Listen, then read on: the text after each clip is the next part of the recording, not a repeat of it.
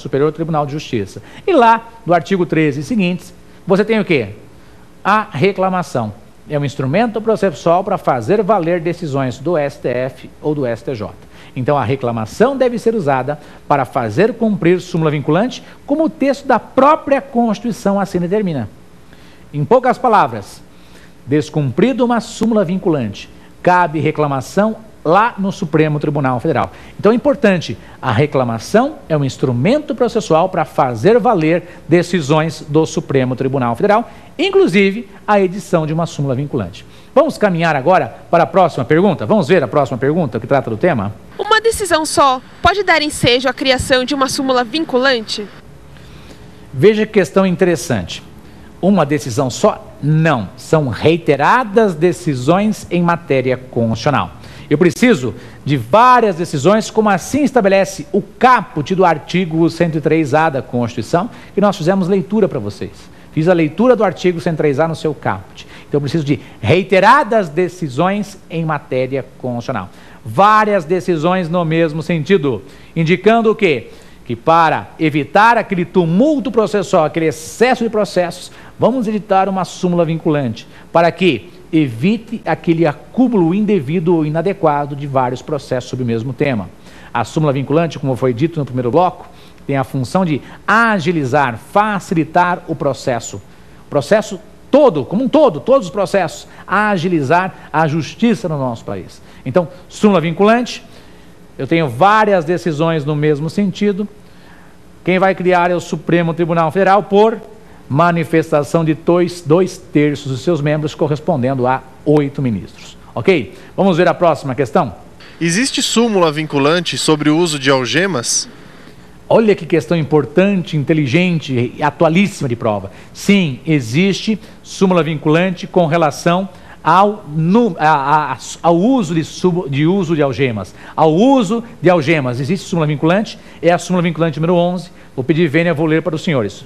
Súmula vinculante número 11, diz assim: só é lícito o uso de algemas em casos de resistência e de fundado receio de fuga, ou de perigo à integridade física própria ou alheia, por parte do preso ou de terceiros, justificada a excepcionalidade, por escrito, sob pena de responsabilidade disciplinar, civil e penal do agente ou da autoridade, e de nulidade da prisão ou do ato processual a que se refere, sem prejuízo da responsabilidade civil do Estado. Então esse é o texto da súmula vinculante número 11. Então você, meu amigo, você que atua na área criminal, seja advogado, promotor ou magistrado, o uso indevido das algemas pode anular o processo, o flagrante, o processo, dar margem à responsabilidade civil e criminal e administrativa, disciplinar, do agente que usou indevidamente. Então é muito importante, meu amigo, o uso de algemas foi disciplinado, né, através da súmula vinculante número 11, e de modo bem simples, eu tenho que justificar por que eu estou usando as algemas. Então a pessoa foi presa porque ela é violenta, o crime foi um latrocínio, foi preso em flagrante, estava armado, matou várias pessoas para pegar os bens que essas pessoas detinham. Latrocínio, matou para pegar os bens. Essa pessoa é violenta, vou algemar? Vai algemar. Pessoal, professor, para frente ou para trás? Tanto faz, para frente ou para trás. Seria uma pessoa extremamente violenta, a recomendação é algemar para trás, o indivíduo. Agora, importante, tenho um cliente que é um estelionatário de 90 anos, está na cadeira de roda, foi preso em flagrante tentando lá fazer um estelionato, um cheque, troca de cheque, o dinheiro falso, alguma coisa do tipo, né? Ou uso de moeda falsa, ou estelionato, etc. Eu preciso algemar esse indivíduo de cadeira de roda com 90 anos. Se eu fizer isso, eu vou dar margem à anulação do flagrante, do próprio processo de responsabilização contra o Estado. Muito bem. Alguns dizem que essa súmula vinculante, ela é muito constritiva com relação ao próprio uso de algemas. Ela é muito rigorosa. Mas é por quê? Por conta de vários abusos cometidos por várias autoridades, sejam policiais e etc., e com o apoio da imprensa, né? Aqueles programas que veiculam, né? O mundo cão, né? Olha lá, algema esse indivíduo aí, olha aí como ele é do mal, olha lá, vamos bater nele. Eles estimulam, né, a violência contra o preso. É lógico, O preso cometeu um ilícito, mas ele tem obrigação, o Estado tem a obrigação de protegê-lo. Ele vai punir, vai ser punido como? Com o cárcere, com a restrição à liberdade. E o uso de algemas? Eu preciso usar devidamente, a autoridade policial precisa usar devidamente. Quando? Quando o indivíduo é perigoso para ele mesmo, que ele tenta se matar, ou para a coletividade, ele quer agredir os policiais, não quer ser preso, quer fazer novas vítimas, etc. O uso de algemas tem que ser justificado, porque se eu não fizer isso, eu posso prejudicar o inquérito, o processo e dar margem a uma ação penal contra o agente que algemou indevidamente, uma ação disciplinar contra esse agente e uma ação de responsabilidade contra o Estado. Então a gente pede para vocês que são professores, estão nos assistindo, para vocês, colegas, advogados, ou pessoas, operadores de direito em geral, você que é bacharel, está estudando, por favor, avisem as pessoas que elas devem usar adequadamente as algemas. Sob pena o quê? Sob pena de invalidar o processo, a prisão e prejudicar o próprio Estado. Porque quando existe uma ação contra o Estado, quem é que vai pagar isso? O próprio Estado.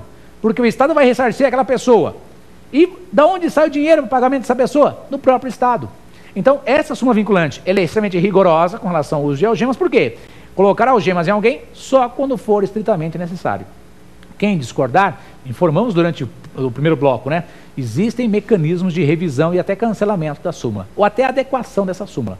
Então, essa súmula vinculante foi criada por conta dos vários abusos cometidos em vários processos, ok? Então não brotou, os ministros não brotaram, vamos criar uma súmula vinculante porque nós achamos que tem que usar adequadamente as algemas. Não, foi por conta de vários abusos. Nada impede que o nosso Congresso Nacional legisle sobre o tema uso de algemas, até adaptando, né, ou até melhorando o próprio texto da súmula vinculante número 11. Não se esqueça, somos atualmente 14 súmulas vinculantes, podem ser criadas novas, para você saber quais são as súmulas vinculantes, quantas são e os seus respectivos textos, entre no site do Supremo Tribunal Federal, www.stf.jus.br. Aproveitando o ensejo, não deixe fazer críticas ou elogiar os programas que vocês estão assistindo no endereço eletrônico provafinal@lfg.com.br. Para saber mais, né, da nossa rede de ensino, a rede Luiz Flávio Gomes, tem o site www.lfg.com.br. Saber mais dos professores, quais temas, artigos, etc.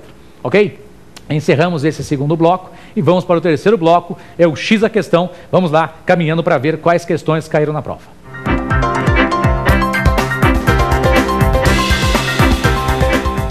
Meus queridos amigos, vamos então ao bloco 3, o terceiro bloco, que é o X a questão. Perguntas do CESP Nacional, vinculadas à prova da ordem, que tratam do tema, vinculadas ao tema que nós abordamos, né? Princípio da celeridade e súmula vinculante. Vamos colocar na tela a primeira questão, por favor? Questão OAB CESP 2006-3. Então vejam aí o enunciado. Acerca dos direitos e deveres individuais, assinale a opção correta. Então a primeira coisa a ser observada. Meus amigos, na prova do CESP, cai tem muita incidência o tema dos direitos e garantias, direitos e deveres. Então você é obrigado a ler o artigo 5º. Então você é obrigado a ler o artigo 5º. Toda a prova do CESP tem uma questão ou em constitucional, ou em processo penal, processo civil, em outras matérias, que não só em direito constitucional. Então a leitura do artigo 5º é imprescindível para o sucesso de vocês na prova. Ok? Então a pergunta diz respeito acerca dos direitos e deveres individuais, assinale a opção correta. A letra A, né? A letra A diz assim, alternativa A. A casa é asilo inviolável do indivíduo, ninguém pode ingressar em residência alheia sem o consentimento do morador, salvo flagrante delito ou determinação judicial, independentemente do horário, do dia ou da noite. Muito bem. Com relação a essa alternativa, a alternativa A. Essa alternativa A, pelo texto que aí está, olha lá, errada. Essa alternativa está equivocada. Por quê? Eu peço vênia, eu vou ler para vocês o inciso 11 do artigo 5º. Então presta atenção, diz assim, ó. A casa é asilo inviolável do indivíduo. Até aí, nada de extraordinário. Ninguém nela podendo penetrar sem o consentimento do morador. Em concurso, cuidado, na prova da ordem. Pessoal de Minas, perto com isso. Quem tem que autorizar é o morador, não o proprietário, é o morador. Só será o proprietário se ele for morador. Então, tecnicamente, o correto é o morador. Salvo em caso, agora presta atenção, flagrante delito. Eu vou ter que me socorrer do direito penal. O que é flagrante delito? O indivíduo está cometendo, acabou de cometer, ou foi flagrado com documentos, papéis, instrumentos vinculados a uma atividade criminosa. Flagrante